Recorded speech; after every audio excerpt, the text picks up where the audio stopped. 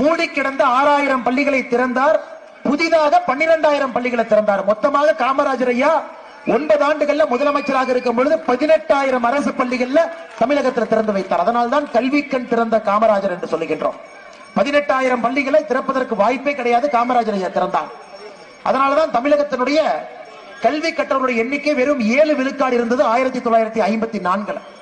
காமராஜர் ஐயா ஆட்சியை விட்டு 1963 வெளியே செல்லும் பொழுது 7 விழுக்காடில் இருந்த நம்முடைய கல்வி அறிவை 37 விழுக்காடாக உயர்த்தி விட்டு செய்தார்.